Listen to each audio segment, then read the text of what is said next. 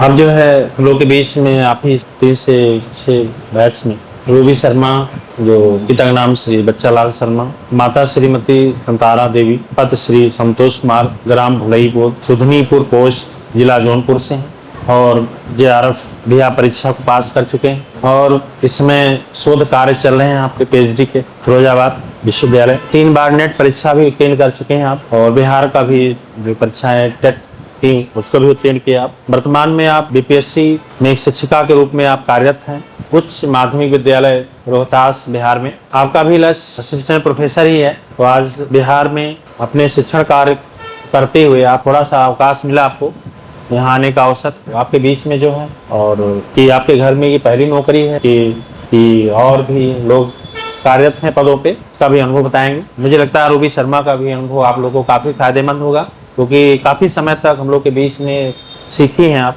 और इतनी बड़ी पात्रता परीक्षा JRF आपके बीच में उत्तीर्ण हुई। क्योंकि अगला जो लक्ष्य था आपके सामने सिर्फ बिहार राज्य का ही, पी में परीक्षा का डेट नहीं थे, इसमें आपका चयन हुआ, तो इसमें आपकी उनके अनुभव को सीखेंगे। मैं रूबी शर्मा अपने सफ़र की शुरुआत मैं 2 लाइन की गुरु वंदना से करना चाहती हूँ। गुरुर् ब्रह्मा गुरुर् विष्णु गुरुर्देवो महेश्वर गुरुर् साक्षात् परम ब्रह्म तस्मै श्री गुरुवे नमः तस्मै श्री गुरुवे नमः। जैसा कि मैं इस कोचिंग में 2020 नवंबर का महीना था और उसी समय कोरोना की वजह से कोचिंग बंद था, तो हम जब यहाँ पे आए तो उस समय उस दिन कोचिंग बंद था और दूसरे ही दिन सर का कोचिंग स्टार्ट हुआ था कोरोना के बाद। तो हम लोग आए, मैं थी और प्रीतू मेरे साथ में थी, हम लोग दोनों साथ में आए थे। यहाँ आए तो कोचिंग बंद था, तो पता चला कि कल कोचिंग खुलेगा, तो हम लोग दूसरे ही दिन आए और उसी दिन कोचिंग स्टार्ट हुआ था। हम लोग बैठ गए, देखे बहुत बहुत भीड़ था उस समय, तो इतना भीड़ था कि बैठने के लिए भी जगह नहीं मिलता था हम लोग को। एक एक सीट पे कम से कम 5-5, 6-6 लोग ऐसे करके बैठते थे। देख के तो बहुत डर लगता था क्योंकि मेरी तैयारी पहले शुरू में कुछ भी नहीं थी। मेरी पढ़ाई जो है कि सब कुछ हम यूनिवर्सिटी से ही पढ़े हैं, अच्छे मतलब कि विश्वविद्यालय से और अच्छे कॉलेज से पढ़े हैं, लेकिन फिर भी मेरी तैयारी जो है कि कंपटीशन की जो तैयारी होती है वो मेरी नहीं हुई थी। हमको कुछ भी नहीं पता था कि TGT PGT होता क्या है और इसमें कैसा क्वेश्चन आता है, इसके बारे में कुछ भी नहीं पता था। क्योंकि जब हम 2014 में B.Ed कर लिए थे, उसके बाद कोई वैकेंसी यूपी में नहीं थी, तो पहले हम B.Ed किए थे कि हम प्राइमरी में नौकरी करेंगे, कभी भी प्राइमरी का टीचर का वैकेंसी आएगा तो हम उसको देखेंगे, पास में करें मैं, हाँ देखेंगे। लेकिन इस बीच में कोई वैकेंसी नहीं थी, तो मैं उब के 2016 में मैं चली गई थी मुंबई और वहाँ पे मतलब कि अपने बच्चों के साथ वहीं पे शिफ्ट हो गई, उन लोग को पढ़ाना लिखाना शुरू कर दी और कुछ भी पढ़ाई से दूर दूर तक मेरा नाता ख़त्म हो गया था। हम कभी भी भविष्य में नहीं सोचे थे कि आगे मेरी पढ़ाई भी होगी, लेकिन मेरे हस्बैंड जो थे वो बार बार हमको बोलते थे, नहीं आप यहाँ मुंबई रह के बहुत बड़ा अपना नुकसान कर रही हैं, आपको यहाँ नहीं रहना चाहिए। लेकिन हम कहें कि नहीं, अब जब कोई वैकेंसी है ही नहीं घर पे यहाँ पे, तो फिर हम बच्चों का भी भविष्य खराब हो रहा है, तो हम इससे अच्छा कि यहीं पे रह के अपने बच्चों को पढ़ाएंगे लिखाएंगे और यहीं पे रहेंगे। जीत करके वहीं पे रह गई। फिर आ गया कोरोना आया, तो कोरोना तो में हम लोग वहीं पे थे, आए नहीं कोरोना की वजह से, वहीं पे मुंबई में ही रह गई। फिर जब जैसे ही कोरोना पूरा ख़त्म हो गया तो फिर हम लोग ऐसे ये हुआ कि चलते हैं घर पे घूम आते हैं, फिर 1-2 महीने में आ जाएंगे, फिर बच्चों का स्कूल चालू होगा तो उन लोग को पढ़ाना है। तब फिर क्या होता है कि हम आएंगे, जब यहाँ हम आए थे तो फिर उसी समय, इसके पहले हम क्या किए थे कि टेट और सुपर टेट का वैकेंसी आया था यूपी में, उसको देने के लिए मैं आई थी। 3 महीने यहाँ पे रह के टेट और सुपर टेट दोनों निकाल ली थी। और मेरा क्या होता है कि उसी बीच ये जो वैकेंसी 69,000 की होती है वो फंस जाती है, उसका रिजल्ट जो होता है 1 साल बाद आता है। मैं उस बीच चली जाती हूँ मुंबई, फिर वापस चली जाती हूँ। जब 69,000 का जब रिजल्ट आता है तो उसमें मेरा नहीं हुआ रहता है, तो फिर मैं बहुत रोती हूँ तो गांव में मतलब कि सबको पता था कि पढ़ने में बहुत अच्छी हैं, इनका तो हो जाएगा, मतलब एकदम शोर हो गया था। लेकिन जब मेरा नहीं होता है तो सब लोग कहते हैं कि कैसे इनका नहीं हुआ, इनका तो हो जाना चाहिए था। फिर इनके मेरे हस्बैंड के एक दोस्त रहते हैं, वो बोलते हैं कि ऐसा करिए कि जब ये बीएड की हैं तो इनको 2 साल के लिए 2-3 साल के लिए इलाहाबाद छोड़ दीजिए और ये टीजीटी पीजीटी की तैयारी करेंगी तो ये मतलब कि हो जाएगा इनका कहीं ना कहीं। तो उस समय तो टीजीटी पीजीटी मेरे लिए एक नया शब्द था, हमको इसके बारे में कोई पता नहीं था। फिर भी हम कुछ भी आगे पीछे नहीं सोचते हैं और यहाँ इलाहाबाद आने के लिए तैयार हो जाते हैं। बीच में उसी बीच बात होती है प्रीतु से, प्रीतु भी कह रही थी कि हमको भी इलाहाबाद चलना है, तो दोनों लोग की हम लोग की बात होती है, हम लोग दोनों लोग तैयार होते हैं और आ जाते हैं। यहाँ पे कुछ भी आगे पीछे कोचिंग के बारे में कुछ भी नहीं पता रहता है। हम लोग भी यूट्यूब पे ही सर के बारे में सुना था, देखा था, तो कुछ भी न जानते हुए भी हम लोग यहाँ आते हैं और खोजते हैं खुद आके। छुट्टी वाले दिन को हम लोग आए, पूरा खोज के गए तो पता चला कि ऑफिस बंद है, कल खुलेगा। फिर आए हम लोग, उसी दिन एडमिशन लिए, पहले एडमिशन लिए, उसके बाद आके बैठ गए। भीड़ इतनी थी टेस्ट में, जब 2 दिन बाद टेस्ट होता है तो मेरा 80 नंबर आता है और भीड़ इतनी थी उस समय कि वो 80 नंबर मेरा खुद का नहीं था। मतलब कहीं ना कहीं हम अगल बगल से देख के किए थे। मतलब कि हम अपना मान रहे हैं कि उसमें मेरा 70 नंबर ही रहा होगा, 10 नंबर तो कंफ्यूजन में कि बगल वाला ये किया है, पता नहीं सही है कि गलत है, करके काट दिए थे हम। तो मेरा 70 नंबर ही हम मान के चलते हैं कि मेरा 70 नंबर से शुरुआत हुआ।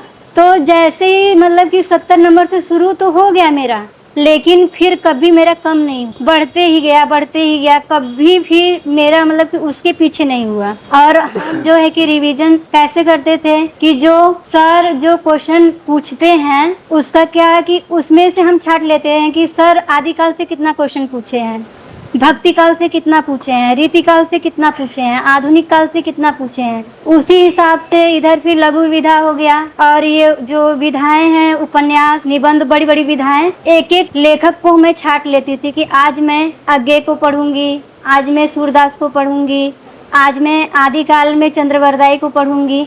ऐसे करके मैं बांट लेती थी और उसी के हिसाब से रिवीजन करती। और मेरा रिवीजन मतलब मेरी आदत थी कि हम जैसे कि रट के कभी नहीं पढ़ते थे तो उसको लिखते थे, लिख के मेरा पढ़ने वाला काम था। मैं जब भी पढ़ती थी तो हमको याद हो चाहे ना हो, लेकिन हम उसको लिख के ही पढ़ते थे और कभी भी वो मेरे आँख के सामने आता था तो क्वेश्चन मेरा गलत नहीं होता था। फिर और ये जो सर का टेस्ट होता था, इसमें मेरा मतलब कि जो क्वेश्चन गलत हो जाते थे उसको मैं क्या करती थी कि लिख लेती थी। एक जो सर का ये जो OMR सीट होता है उसको मैं क्या करती थी कि अपने घर लेके जाती थी, जो पीछे का प्लेन पन्ना होता है उसी पे लिख लेती थी। जितने भी मेरे क्वेश्चन गलत हुए रहते थे उसको लिख के मैं दीवार पे लगा देती थी और 1 हफ्ते तक उसको देखती थी, फिर वो क्वेश्चन मेरा तैयार हो जाता था। और जो क्वेश्चन गलत हो जाते थे आगे मैं मतलब की कोशिश करती थी कि कभी वो क्वेश्चन मेरे गलत ना हो, ऐसे करके। और टेस्ट पेपर का जो मेरा टारगेट रहता था वो डेली मतलब की हम पढ़ेंगे नहीं, लेकिन टेस्ट पेपर सर का 2-3, एक व्याकरण का और एक जो पूरा 5 मतलब कि 6 टॉपिक पे करवाते हैं, वो और एक व्याकरण का, तो मेरा मतलब कि डेली हम रिवीजन करते थे उसको। और जो उसमें से भी जो गलत हो जाता था उसको भी लिखती थी बार बार।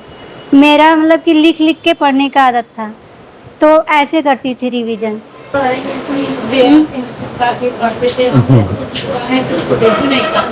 नहीं तो आप जैसे कि नहीं देख पाती होंगी क्या वो क्वेश्चन सामने, कभी अगर सर रखते हैं तो वो गलत होता है, फिर हो जाता है। लेकिन दीवार पे जो है दीवार पे रह जाता है। मेरे साथ ये था कि मैं जैसे कि जो चीज़ दीवार पे लगा दी हूँ, कुछ चीज़ें जैसे कि नहीं हमको याद होता था उसको भी लिख के दीवार पे लगा देती थी, तो वो कभी मेरा गलत नहीं होता। क्योंकि मैं जब नहीं पढ़ती थी, कुछ सोच रही हूँ या फिर जिस दिन पढ़ने का मेरा मन नहीं है तो क्या करती थी, अपने दीवार पर का ही पढ़ती थी। और ऐसे जैसे कि कुछ और सोच रही हूँ तब भी देख रही हूँ तो वो क्वेश्चन हमको याद हो चाहे ना हो, लेकिन जब वो सर रखते थे उसको टेस्ट पेपर में तो वो मेरा गलत नहीं होता था, वो सही रहता था। तो इसलिए मेरा मतलब कि कॉन्फिडेंस बना रहता था कि हमको याद रहे चाहे ना रहे, लेकिन मेरे क्वेश्चन जो हैं वो सही होते हैं हमें, तो इससे कॉन्फिडेंस जो रहता है वो हमेशा बना रहता था। नहीं तो टेस्ट पेपर देखिए आप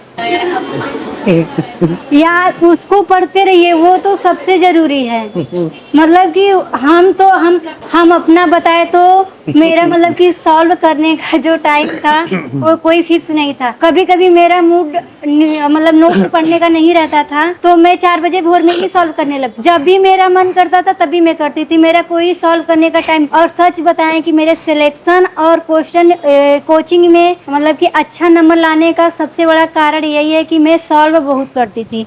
रजनी दी है हमसे ज़्यादा, बहुत ज़्यादा पढ़ती थी, लेकिन 1 ही 2 नंबर इनसे पीछे रहती थी। तो ये बोलती थी बल्कि कि तुम मतलब कि पढ़ती नहीं हो, सॉल्व करके तुम्हारा इतना ज़्यादा नंबर हो जाता है। हम सॉल्व बहुत करते थे, बहुत करते थे। मतलब कभी जैसे कि ये लोग क्वेश्चन भी पूछती थी तो हमको याद नहीं रहता था, लेकिन हम जो कि कभी मतलब सर रखते थे तो मेरा सही हो जाता था क्योंकि हम सॉल्व किए रहते थे उसको ऐसे। और हमको कभी रट के, जैसे अभी दीदी बताएं कि ट्रिक बना के पढ़ती थी ये कि वो सबका ट्रिक ऐसे हमें आज तक हमको नहीं याद है किसी का। लेकिन हाँ, किसी की अगर कोई भी रचना मेरे सामने है तो हम बता देंगे कि ये इनकी रचना है। लेकिन अगर आप पूछेंगे कि नहीं आगे की पूरी कहानी बताइए तो हमको आज तक भी नहीं याद है। ये चीज़ है। हाँ, ऐसे याद नहीं रहेगा, लेकिन ऐसे याद नहीं है, लेकिन जब समय आएगा तो आप लोग सब कर लेंगे। क्वेश्चन पेपर मिलता है कर लेते हैं हम लोग। हाँ तो हाँ, तो कोई टेंशन की कोई बात नहीं है, आप अच्छा करेंगी।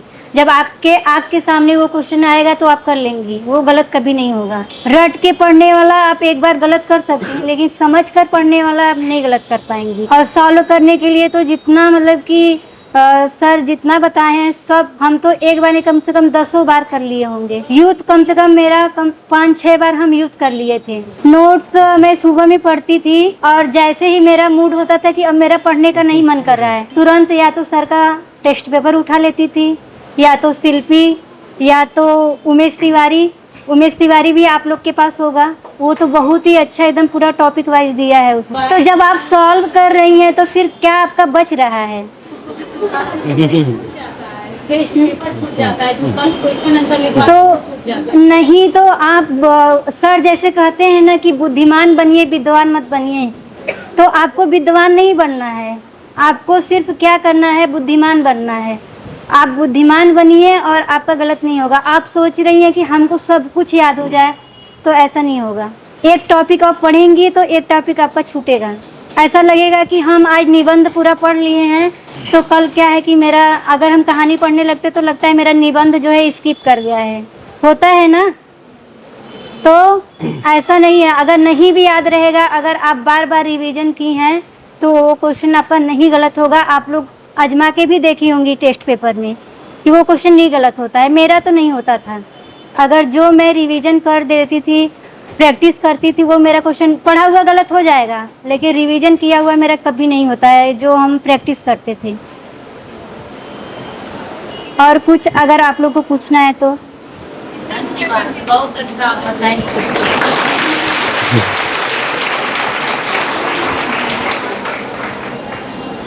और मैं अपने साथ की जितनी भी हमारे अगल बगल की थी सभी लोग, हम ये कहना चाहते हैं कि आप लोग हतोत्साहित ना होइए, सबका सिलेक्शन हो जाएगा, बहुत अच्छे जगह होगा। मेरे नज़र के सामने कई लोग ऐसे दिख रहे हैं जिनको देख के हमें खुद बहुत दुख हो रहा है कि उन लोग का भी हो जाना चाहिए था, लेकिन वो लोग का भी अभी नहीं हुआ है। तो कहीं ना कहीं ईश्वर का बहुत बड़ा आप लोग के ऊपर कृपा होने वाला है कि आप लोग बहुत अच्छे जगह जाएंगी। इसलिए शायद कि अगर ये मान के चलिए कि आपका कहीं नहीं हुआ है तो कहीं ना कहीं अच्छे जगह मतलब कि आपका होना है। मेरा तो बिहार में हो गया, हमको बहुत अफसोस होता है कि मेरा नहीं होना चाहिए था। हम बहुत पछताते हैं वहाँ का पेपर देके, लेकिन ये है कि मतलब कि स्कूल अच्छा मिला है, वहाँ के स्टाफ लोग भी बहुत अच्छे हैं सभी लोग, और बच्चे भी बहुत अच्छे हैं वहाँ के, बहुत रिस्पेक्ट देते हैं। यूपी से मैं अकेली हूँ वहाँ पे, तो बहुत मतलब रिस्पेक्ट मिलता है वहाँ पे। बच्चे लोग से लेके स्टाफ से लेके सभी लोग बहुत मानते हैं, बहुत हर चीज़ में मतलब कि होता है कि नहीं यूपी से आई हैं तो मतलब क्वालिटी है इनके अंदर। पढ़ना, हमको बुक पढ़ना ना कहे कोई तो मतलब उसमें भी हम टॉपिक से ही पढ़ते थे। अगर हमको बुक पढ़ना रहता था तब भी आज बिहारी को पढ़ लिए, सूरदास को पढ़ लिए, ऐसे बांट बांट के पढ़ती थी। और जो मेरा मेन रिवीजन का जो मेरा तरीका होता था वो सर का जो क्वेश्चन पूछते थे उसके अकॉर्डिंग होता था। वो उसी से मैं अपना क्या है कि जब यहाँ से जाती थी तो जितना भी सर का क्वेश्चन रहता था तुरंत उसको लिखती थी और उसका एक लिस्ट बना लेती थी कि हमको सुबह में पढ़ना किसको और सुबह में उठ के कुछ सोचना नहीं रहता था और उन्हीं को उठा के पढ़ती थी। ऐसे कभी कभी होता है ना कि आज किसको पढ़े मन नहीं कर रहा है, किसको पढ़े समझ में नहीं आ रहा है, आज हम क्या पढ़ें। एक दिन पहले ही आप अगर लिस्ट बना लेंगे कि हमको कल किसको पढ़ना है तो आप जो है कि समय भी आपका बर्बाद नहीं होगा और आपका रिवीजन भी होगा। और जो सर का जो क्वेश्चन पेपर जो करवाते हैं उसका हम एक चीज़ बता दे रहे हैं कि हम लोग क्या करते थे कि जब जिस दिन पेपर दे के जाते थे जैसे लगता था कि आग लग जाता था। मतलब रूम पर पहुंचते पहुंचते सारे आंसर को खोज लेना है, मतलब कहीं से भी उसको चाहे जिस किताब में मिले, पूरे रूम में ऐसे किताब फैल जाता था मेरे। मतलब कि हम कहाँ से इसको खोज लें, कौन सा मेरा गलत हुआ है कौन सा मेरा सही हुआ है। एक जिस दिन पेपर देते थे उसी दिन अपना मेरिट बना लेते थे कि मेरा इतना सही है।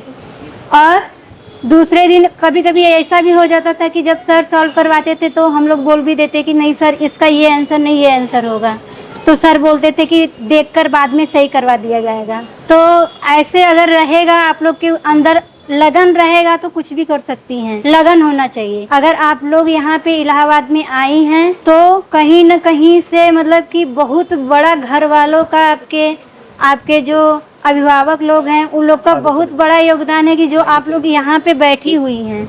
बहुत अच्छे होंगे वो लोग जो लोग यहाँ पे आप लोग को भेजे हैं कि मतलब कि कोई ऐसा नहीं होगा कि अपना इतना मतलब कि समय अपने परिवार के मतलब कि महिलाओं को इलाहाबाद में रहने का इतना समय, वो लोग कितने अच्छे होंगे। ये सोचिए कि हम लोग कहते हैं ना कि नहीं मेरे परिवार में ये दिक्कत है वो दिक्कत सबके साथ है, लेकिन ये सोचिए कि अगर हम यहाँ आए हैं तो मतलब कि बहुत बड़ा मतलब घर वालों का योगदान है यहाँ पे, तो हमको कभी भी इस चीज़ को अन्यथा नहीं लेना चाहिए।